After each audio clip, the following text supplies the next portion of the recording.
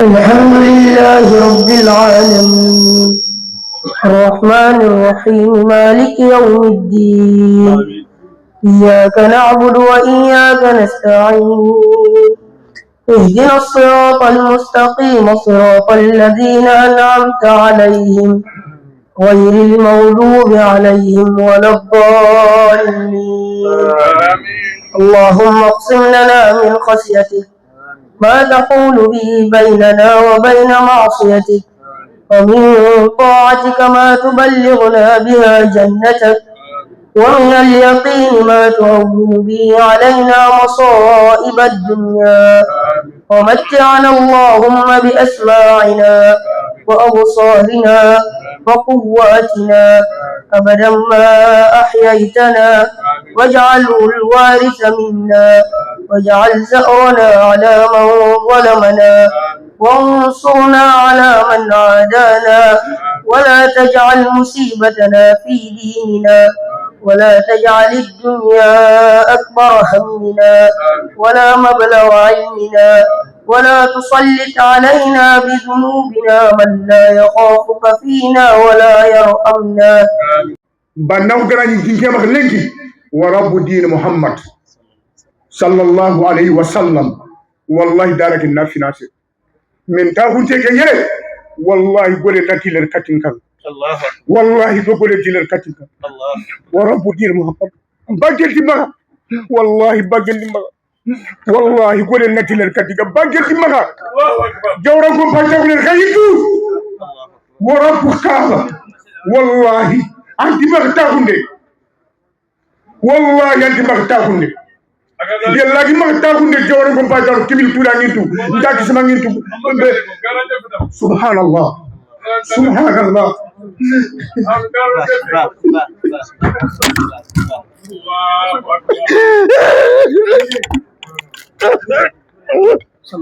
صلى الله عليه وسلم الحمد لله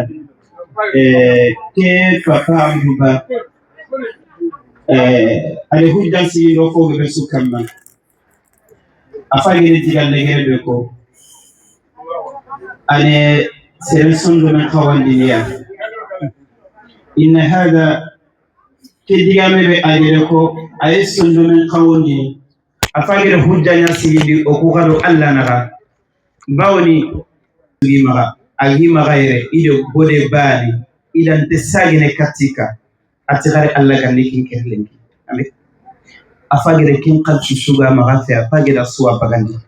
لعل أخرجنا يوفوق التامر كرني كاتيكا تاكسي جون كونتاكيتي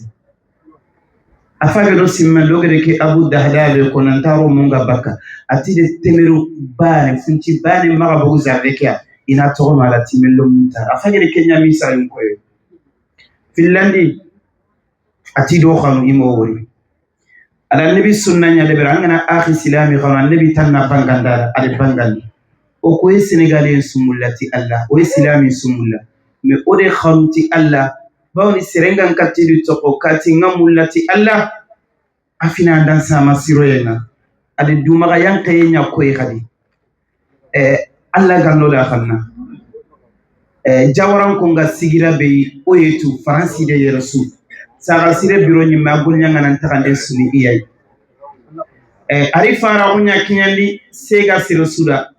ke golle kenyande wara wuyende sino angana an sorongori mangana an kabila ngora kite ngida imaru rorege wallahi hamuno angana wori nkela o ke golle akite ganninda nde deberi ame kibili magama deberi ananga la wuye kenyande wuyindi angana wori katiyelo nga alawsi kikura ni yaganje sura nde konti bannamba ne nkati toge nde dimina mbakasilama ibana ngati toge ne dimina mbako kufili antelle dome tuwano ale na bugumu tuwano nan konalla imaga nata banna kama ina Allah hakkan ko ina bangandira bannan kanan konalla ina rora hamuru annabi gati no Usman danga nanti anke Allah tantinde no kumbene pour ko ande kelebe Allah te tirndi ani banna hunya wono kuno kube daga kawa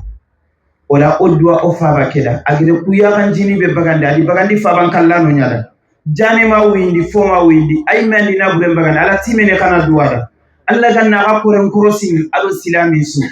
Allah ganno sunyana faban kallanu da ona tandiga mu iro bagay fogu ku yaganjini bangeri bagal insha Allah ke 10 million timbena bi idinillah insha Allah mamma ni ngeri yetimandini papa ni ngeri yetimandini onti kanna kenjo tenga Allah gana dunya atimeleya wala ke anyoma nanti ode khanuti Allah janga o kisima digare kempurenga magakura kisima jagiri gakuge fatiye kebele nyaare ngirin kema kenya yaghiro ni jagiri gakukya kenya ni kisima bullage tinna bandanda da ro kham ma denya ro sara no nyakamu ha yo nere kinti bando sara no nyimme khanu nan samo kari serebe gran sara no khanu nan yili be rere gakura ga mo be daga na ken kurban ta gunda tonga ke lidda Allah ga no da khanna ona ti jawran ko nda khafare ndo foyi akomi mo siro aywa papa sago kille sago ande jamande delegation muma faren kinyo ya alhamdulillah Allah ga ne besu tugana liga legere benga ko mo besu ni se tande ala timan kibaru besu ni se ko se ko ngeni na kinyandi ya wajunde na video nya deberi onti kanna fofo sugada batte andali nganda awtule kila yomel qiyamah ni jonga ni kan ni bon ante an courage yaroni andali nganda jakki ne deberi tan terin kana yimme ngasi ko lama ni ke ko min Allah ni tirindi ne ga ku soronga terin kana ande kinyandi kambo ma kinyandi ko min Allah ni daga wala an kakalle ni kenya ne Allah nyaga Allah timbo ko golle kamma mako tabe kalle ngaldi mutu tay to kebe ni tan nan nyon afetna nke lomu ni mero mu be ga France wallahi angana gole goro filikina itella mara tikuno la nakanya tagala tibe lomu ni mele nyawo zere ngana ni me kenya tani ngana ta lante ta ho wasenga I mangana gole filikina ina ala tibe lomu ka wallahi da projet ba be limna mu 6 à 7 ans il faut que kunni mena ala tibe lomu kan taga ko kenya ndi talla nyon ko golle ke ngeni kanna ke ban kanna ngana golle ba mara sigam palle me ko angana gole kina mara batini kenne ala tibe lomu kan taga ari ba mfaba mara ona yasimelo mukanya tegen ola kinga no kubay antaka saka Allah ganne golle keragana Allah ganne timmandi ya rabbal alamin wala projet ke mu man so afay ke Senegali kayde projet de ben faban kallano na nawtu jopali ma fe asu afay ke Cheikh Abdallah Darame Allah ganno da tugana re se fe boko ati ala timeni raga farebe ko ngira igana kinyandi ka parlement nanti okuniyo okufeo Allah wasikana kinna gaigano kunde berne khala ay wa ferge forage kibare ngiro le sema turke ke giri maturkia nali 14 millions na la sorida Cheikh Abdallah Sebege na kuji afanya Kenya fage atimedo mjofene Dakar medo murni menali 14 millions na lakini hay ay meni bien kutunali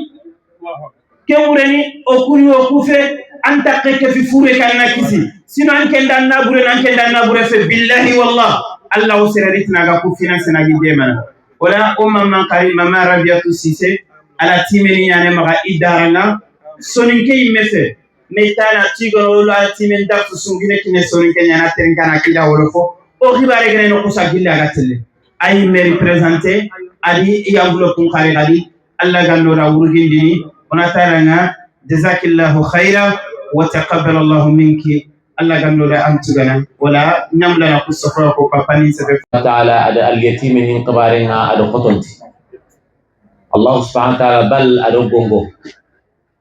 wal yakhsha alladhina law taraku min khalfihim dhurriyatan dhi'afa falyattaqullaha wal yaqulu qawlan sadida yumubini Allah subhanahu wa ta'ala yamubeni Allah subhanahu wa ta'ala agadi isa raigo agadi utifalle agadi tohsuro beni ma alladhi gongore alla dale khakonu hakan namane mufassir ninti anan kono kege daga mohobe agadi korento ko dufalle mohobe ankara itellangan korento ko dufalle kemo ken kunga anan kono Allah ko al-yatimini kam anan kono Allah kulli al-yatimini haqqu ken ana dangi nafande ke begel ko agar foko Senegalais ndanga menar foko ko wara men lenki ay me diga me lenki ari se boya kamale wallahi Senegalais ni ganat duna dun kibare ko osunan sigono nakanen titi igana lan kibare ko onan dro ko tigana nyo jakki igo jakki mo be duna dum kibare ino jakki kun lan kibare ko jamanu be ni agari ko wat igani to ko no ko igar Senegal ko no ko suitina eske duna dum kibare lan kibare maka dunya amme ni gal to ko falle fabere ma ko be ga suro ko maka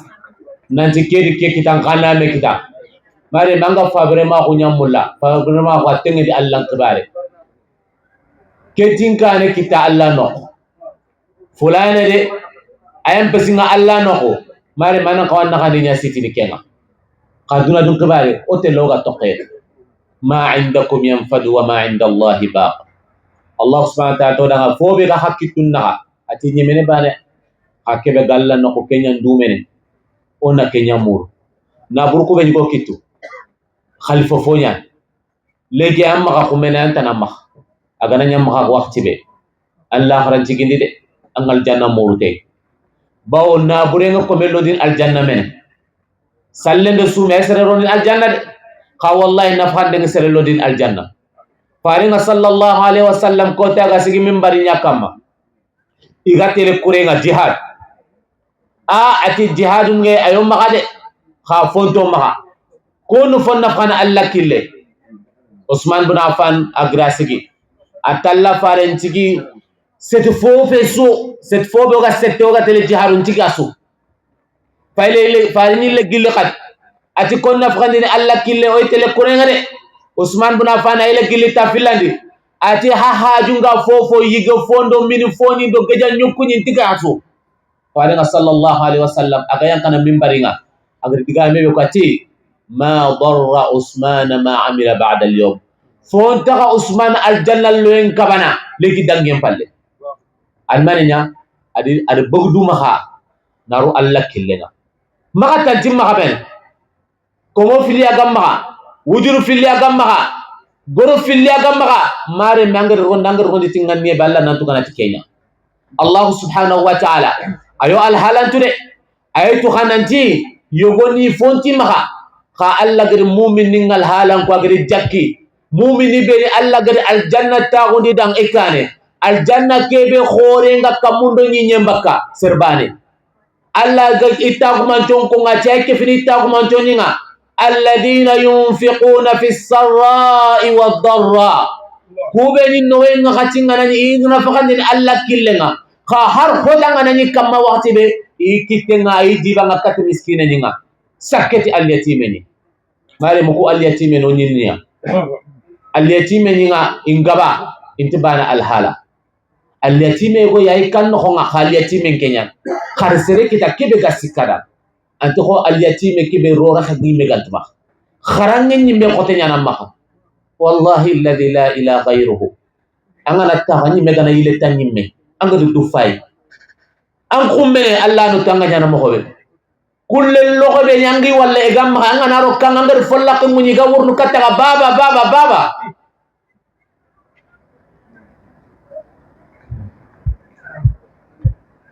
la kana khairi nyoda Allah gano khaya silama hunna wallahi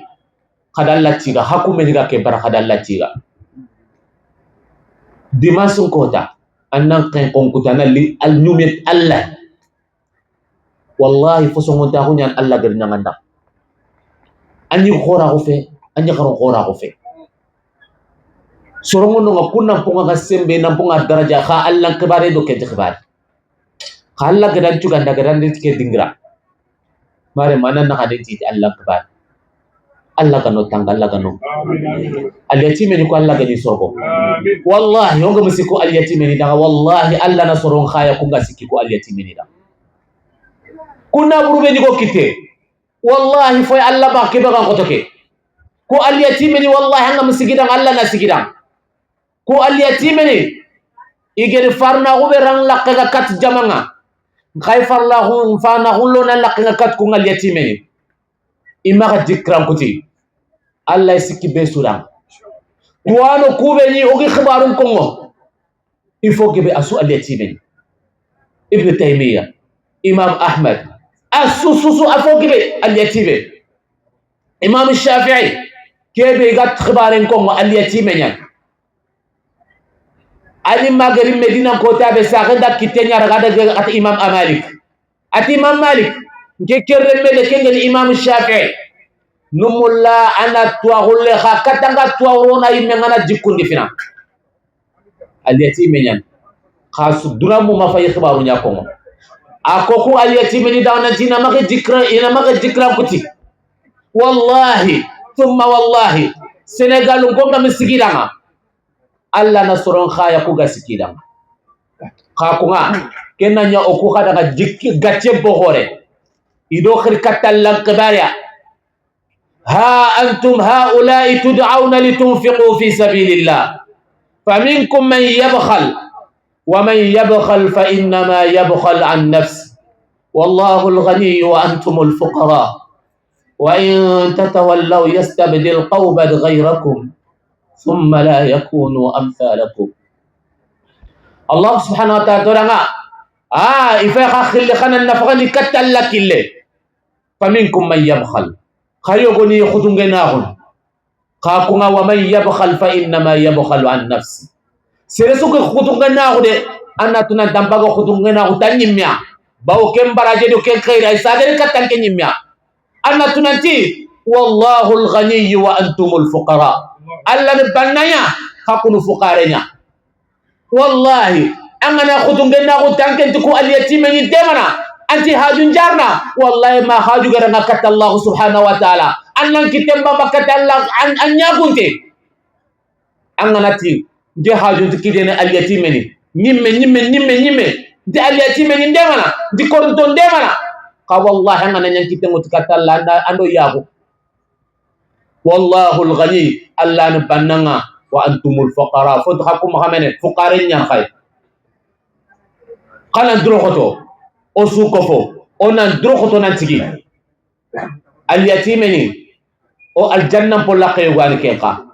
Allah gar mu sere so danga khairin pollak mu nyankane Allah subhanahu wa ta'ala nonya yemu ga khaya na kat khairin gollenga Allah subhanahu wa ta'ala no gollu lega Allah ga no sutri Allah ga no tanga Allah ga no kurun tanga Allah ga no rum tanga Allah ga no ko aliyati meni tanga Allah ga ni tanga Allah ga na hore mo sere nyanga odi suranga Allah subhanahu wa ta'ala nyampo junubuni aga nyampo sarno maha aga nyampo sarno tarno maha hada wa sallallahu wa sallim wa barik ala nabiyyina Muhammad wa akhiru da'wana alhamdulillahi rabbil alamin